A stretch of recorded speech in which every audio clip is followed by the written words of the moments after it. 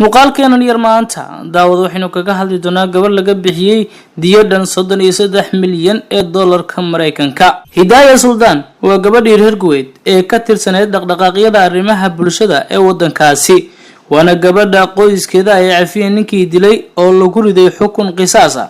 ninka gabadha dilay qoyskiisana ay ka bixiyeen mag adduun lacageed oo gaaraya 33 milyan ee dollarka Mareykanka ah. waana gabadha taariikhda u gashay inay tahay gabar laga bixiyay magtii ugu badneed gobolka Bariga Dhexe. Hidayah Sultan Salim waxay ahayd suxufiyad iyo qoraa reer Kuwait ah oo dhalatay sanadka markuu ahaa 1936. dhaqdhaqaaqyo badan oo dhanka arrimaha bulshada ayay ka qayb qaadatay ka hor inta aysan dhiman sanadkii 2001. xilliga da'deedu waxa ay maraysay 65 sano jir. waxa ay xirfadeeda shaqo ka soo bilowday macalinimo, waxaana xilliga ay noqotay haweeneydii lixaad ee Kuwait u dhalatay ee macalimad ka noqoto wadankaasi.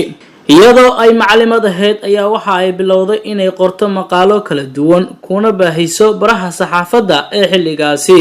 sanadkii 1961 waxa ay ahayd markii si rasmi ah ay ugu wareegtay shaqadeedii dhanka saxaafadda oo ay weligeed jecleed. waxayna madax ka noqotay majalada Al-Siyaasa ee toddobaadle uga soo bixi jiray Kuwait. waxa ay sanadkii 1970 si rasmi ah uga iibsatay majalada Al-Siyaasa. ninkii lahaa iyada ayaana la wareegtay milkiyadda majaladaasi. Hidayah waxa ay sidoo kale lahayd majalad kale oo lagu magacaabi jiray Arab Sports. waxa ay muddo dheer u doodi jirtay xuquuqda haweenka iyadoo ku baahin jirtay majaladeeda. badala waxa ay majaladeeda ka qori jirtay la dagaalanka musuqmaasuqa, waxa ayna qaaday olole ka dhan ah la dagaalanka musuqmaasuqa iyo sinaanta bulshada dalka Kuwait, iyadoo dhanka kale aan ka fogeyn qoyska xukuma wadankaasi.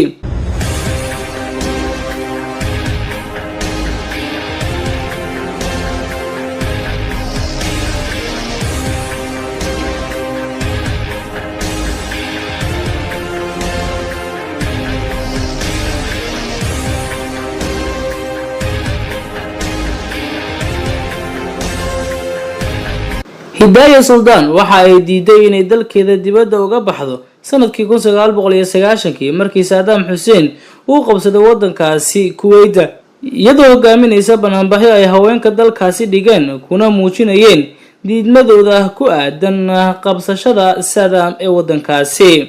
xilliga ay socotay qabsashada Kuwait muddooyinka bilaha ahaa, Hidayah waxa ay soo saari jirtay warbixino badan oo si qarsoodi ah. Hidayah Sultan waxaa nolosheedii galaaftay rasaas lala beegsaday sanadkii 2001 iyadoo xilligaasi ku sugnayd magaalada Kuwait kuna sii socotay goob uu ka dhacay shirweyne ay iyada martigelisay jamciyadda haweenka Kuwait.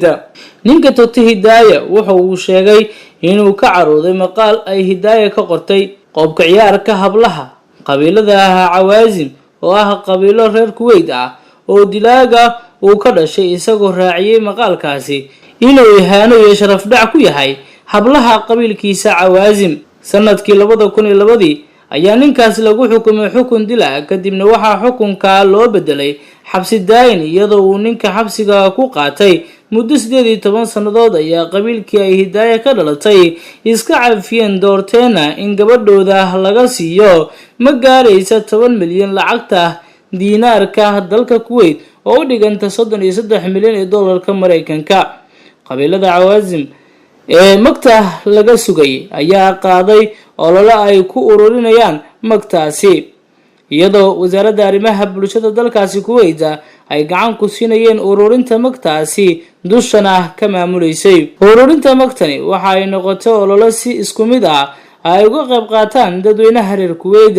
magta 33 milyan ee dollarka Mareykanka ayaa waxa lagu soo aruuriyay waqti gaaraya 48 saacadood, taasoo lagu wareejiyay qoyska ay ka dhalatay marxuumad Hidayah Sultan. waana magtii ugu badnaa oo maalin kaliya lagu soo ururiyo, waxa ayna noqotay magtii ugu badnaa ee laga bixiyo qof ku noolaa Bariga Dhexe. muuqaalkeenan yar daawad intaas aynu ku soo gabagabeynayna. haddii ay tahay markii kugu horeyso aadna soo boqoto, fadlan subscribe inoo dhe like iyo share ka ilmaamin wixii taleeyo tusaale waxaad inoogu reebi doontaan qaybta commentiga waynu idin aqrin doonaa. nabadgelyo.